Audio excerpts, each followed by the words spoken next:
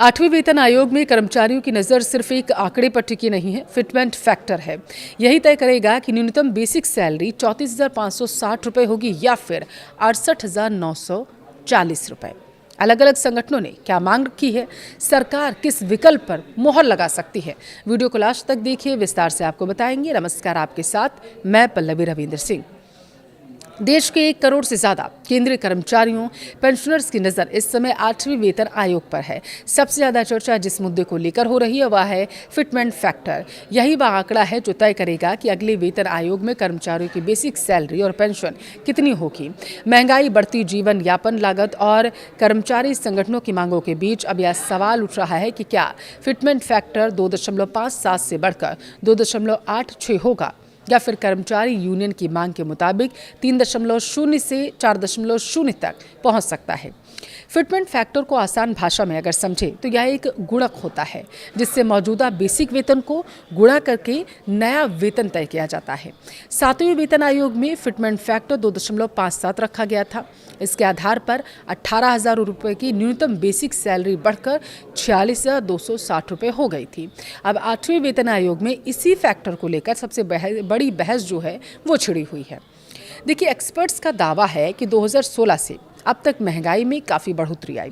पिछले लगभग 10 सालों में उपभोक्ता मूल्य सूचकांक यानी कि CPI के आधार पर महंगाई तकरीबन 55% से ज़्यादा बढ़ चुकी है। अब ऐसे में कर्मचारियों का दावा है कि 2.57 फिटमेंट फैक्टर अब पर्याप्त नहीं रह गया और इसी वजह से कई कर्मचारी संगठनों ने 3.0 से लेकर 4.0 तक फिटमेंट फैक्टर की मांग कर डाली है।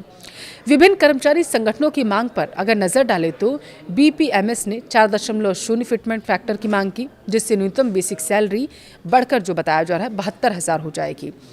वहीं NCGCM स्टॉक साइट और AIDEF ने 3.833 फिटमेंट फैक्टर का प्रस्ताव दिया, जिससे न्यूनतम वेतन लगभग 69,000 रुपये हो सकता है।